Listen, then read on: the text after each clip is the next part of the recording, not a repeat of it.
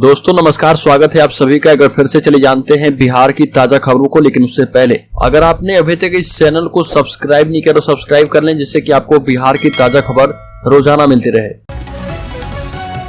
सबसे पहली बड़ी खबर, राज्य के 2578 टोलों के लिए नियुक्ति प्रक्रिया शुरू। आपको बता दें कि राज्य में 2578 टोलों में शिक्षा सेवक के पद खाली हैं, जहां पर शिक्षा विभाग ने टोला सेवकों की नियुक्ति प्रक्रिया आरंभ कर दी है। शिक्षा विभाग के अपर मुख्य सचिव के पाठक ने 31 अक्टूबर तक शिक्षा सेवकों के खाली पदों पर नियोजन प्रक्रिया को सुनिश्चित करने का निर्देश सभी जिलाधिकारियों को दिया है। शिक्षा विभाग के आदेश में सभी जिलाधिकारियों से कहा गया है कि 31 जुलाई तक संबंधित टोलों की आबादी की प्रखंडवार सूची तैयार की जाए। इसके बाद 5 अगस्त को महादलित, दलित और अल्पसंख्यक अति पिछड़ा बाहुल्य टोलों में प्रखंडवार रिक्तियों का निर्धारण किया जाए।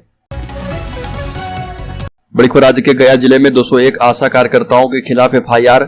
बिहार के गया में सरकार से अपनी मांगों को लेकर हड़ताल पर आंदोलन कर रहे आशा कार्यकर्ताओं के खिलाफ प्राथमिकी दर्ज की गई है। अब तक 201 आशा कार्यकर्ताओं के खिलाफ नामजद एफआईआर हुआ है।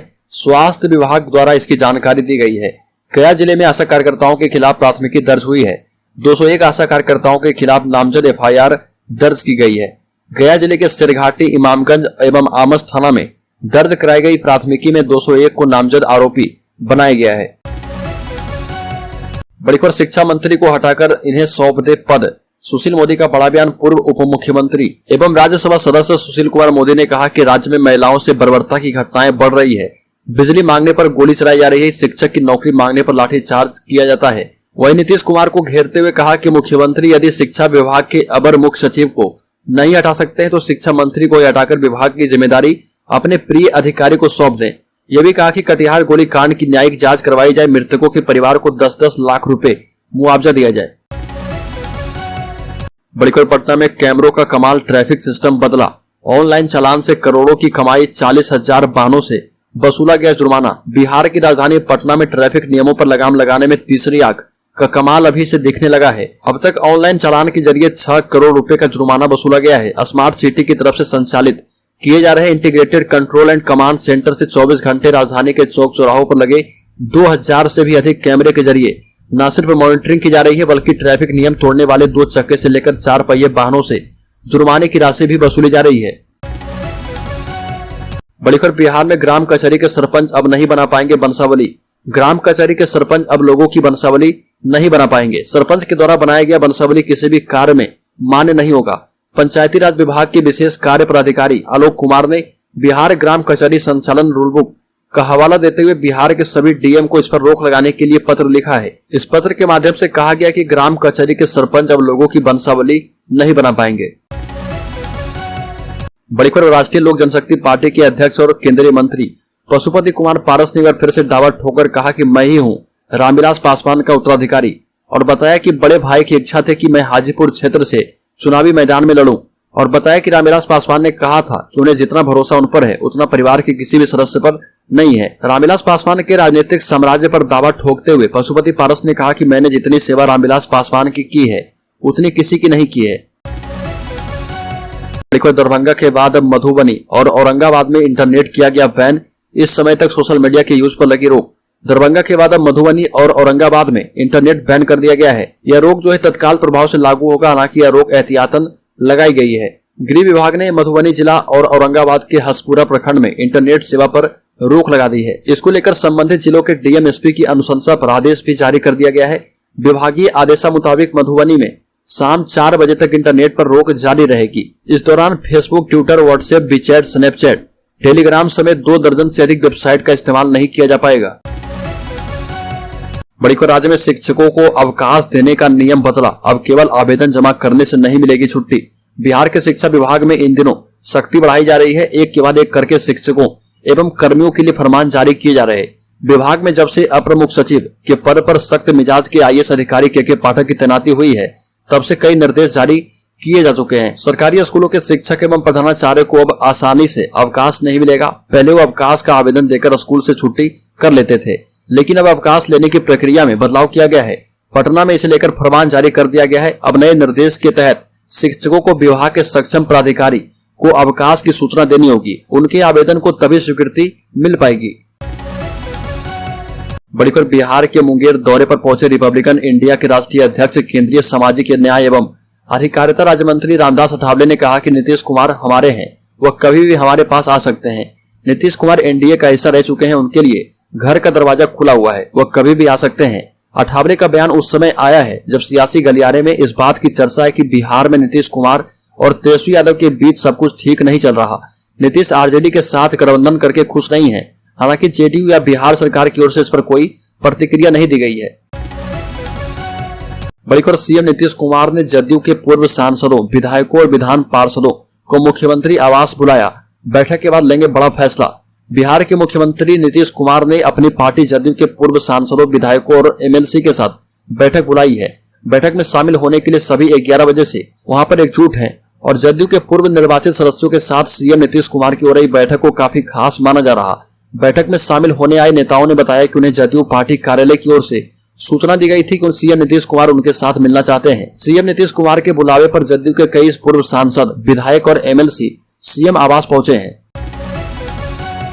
बड़ी खबर, राज्य के मुजफ्फरपुर जिले में 25 तक स्मार्ट मीटर, प्रीपेड मीटर नहीं लगाने पर बत्ती होगी गुल।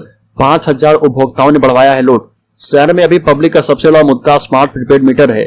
स्मार्ट प्रीपेड मीटर लगने के बाद अलग अलग 5 तरह के चार्ज डिफरेंट राशि के रूप में जोड़कर 47,000 घरों की बिजली जुलाई में काटी गई है। तिलक मैदान रोड बिजली कार्यालय में लोगों ने तोड़फोड़ और मारपीट भी किए हैं। नए स्मार्ट मीटर में ऐसा सॉफ्टवेयर लगाया गया है कि एक माह में, एक दिन ही नहीं, 1 मिनट के लिए भी जितना अधिकतम लोड उठेगा उसी की गणना कर जुर्माना लगाया जाएगा। यानी 1 किलोवाट स्वीकृत लोड की जगह 3 किलोवाट इस्तेमाल करते हैं तो बाकी किलोवाट का दोगुना चार्ज लगेगा। बड़ी खबर, आशा कार्यकर्ताओं से वार्ता विफल, हड़ताल जारी।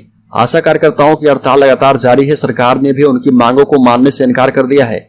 आशा कार्यकर्ताओं, आशा फैसिलिटेटर की संख्या बिहार में 90,000 है। इनकी हड़ताल से ग्रामीण स्वास्थ्य व्यवस्था चरमरा गई है। बिहार राज्य आशा कार्यकर्ता संघ के प्रदेश अध्यक्ष शशि यादव ने कहा कि सरकार ने 2 बार वार्ता के लिए बुलाया लेकिन वार्ता सफल नहीं हो पाई। सरकार का तानाशाही रवैया दिख रहा है। सरकार हमारी पहली मांग ही मानने को तैयार नहीं है। हम बार बार इस पर जोर दे रहे हैं कि हमें कहा गया कि पहली मांग लेकर मंत्री से बात करने के बाद ही कुछ कहा जाएगा। बड़ी खबर, बीते 11 जुलाई को नियोजित शिक्षकों ने राज्य कर्मी का दर्जा की मांग को लेकर प्रोटेस्ट किया था, जिसके बाद सरकार ने वार्ता का आश्वासन देकर प्रोटेस्ट को शांत करवाया। शिक्षकों के इस प्रोटेस्ट को 2 सप्ताह से अधिक समय हो गए हैं, लेकिन अब तक सरकार की ओर से वार्ता की कोई पहल नहीं की गई है। शिक्षक संघ का कहना है कि शिक्षा विभाग सदन की अवमानना कर रहा। शिक्षकों के प्रोटेस्ट को समाप्त करने के लिए सदन में जो संसदीय कार्य मंत्री ने वक्तव्य दिया उसके विरुद्ध शिक्षा विभाग की कार्रवाई की जा रही है। शिक्षा संघ के महासचिव एवं पूर्व सांसद शत्रुघ्न प्रसाद सिंह ने कहा कि शिक्षकों का आंदोलन अभी समाप्त नहीं हुआ है और धरना ही विरोध प्रदर्शन नहीं होता है। लगातार सरकार से ये पत्राचार कर रहे और पत्राचार के माध्यम से जल्द वार्ता की अपील भी कर रहे। वार्ता में जितना विलंब होगा सरकार के लिए उतना ही नुकसानदायक होगा। अभी वार्ता को लेकर सरकार को कोई अल्टीमेटम नहीं दिया गया है, लेकिन शिक्षा विभाग के द्वारा शिक्षकों के ऊपर जिस प्रकार शिक्षा सुधार के नाम पर दमनकारी कार्रवाई हो रही है उससे शिक्षक समाज आक्रोशित है। बड़ी खबर, बिहार में बालू खनन पर सख्ती। मानसून सीजन खत्म होने के साथ ही 1 अक्टूबर से राज्य की नदियों से बालू खनन शुरू हो जाएगा। इससे पहले सभी 900 बालू घाटों के पुनर्गठन की प्रक्रिया चल रही है। इसमें खास बात यह है कि इस बार बालू का पट्टा ठेका लेने वाले बालू कारोबारियों को खान एवं भूतत्व विभाग की कई शर्तों का पालन करना होगा। इसके बगैर बालू का ठेका पट्टा मिलने के बाद वो नदियों से खनन नहीं कर पाएंगे। इसके साथ ही इस बार राज्य में बालू बंदोबस्ती का काम जिलाधिकारियों के माध्यम से किया जा रहा। साथ ही घाटों की बंदोबस्ती कम से कम 5 साल के लिए की जानी है। इन 5 वर्षों में घाटों पर बालू के वैध कारोबारी अपनी मनमानी नहीं कर पाए, सरकार को राजस्व प्राप्त हो, इसके लिए भी कई शर्तें तय की गई है। आधिकारिक सूत्रों से मिली जानकारी के मुताबिक सेटलमेंट के इच्छुक कारोबारियों को कम से कम 3 शर्तों का पालन अनिवार्य रूप से करना होगा। बड़ी खबर, बिहार में जब से शिक्षा विभाग का कमान के पाठक ने संभाला है तब से इसमें जमीनी स्तर पर सुधार आ रही है। इसी कड़ी में अब जो एक नया आदेश जारी किया गया है उसमें साफ कहा गया कि बिहार बोर्ड ने भी अब स्कूलों में 75% उपस्थिति अनिवार्य कर दिया है। मैट्रिक और इंटर की बोर्ड परीक्षा में वही छात्र शामिल होंगे जिनकी उपस्थिति 75% होगी। इसको लेकर सभी जिला अधिकारी, क्षेत्रीय शिक्षा उप निदेशक, जिला शिक्षा कार्यालय और प्रचारक को सूचित किया गया है। अब तक मैट्रिक और इंटर परीक्षा में शामिल होने के लिए स्कूल में उपस्थिति अनिवार्य नहीं थी। छात्र स्कूल आए या ना आए उन्हें बोर्ड परीक्षा में शामिल होने का मौका मिल जाता था। वर्तमान में छात्रों को केवल मैट्रिक और इंटर के सेंटर परीक्षा में ही शामिल होना अनिवार्य होता था, लेकिन अब बिहार बोर्ड ने 9वीं से 12वीं तक स्कूल आना अनिवार्य कर दिया है। बोर्ड के मुताबिक जनवरी की शुरुआत तक जिन बच्चों की उपस्थिति 75% होगी वही मैट्रिक और इंटर परीक्षा में शामिल हो पाएंगे। बड़ी खबर, तेज प्रताप यादव ने बनाया फिर से नया संगठन। लोकसभा चुनाव से पहले बनाया छात्र राजद भारत। पोस्टर से छात्र राजद के प्रदेश अध्यक्ष गायब। बिहार सरकार में पर्यावरण एवं वन मंत्री तेज प्रताप यादव ने अब नया संगठन बनाया है। संगठन का नाम है छात्र राजद भारत और उसकी पहली बैठक होने जा रही है।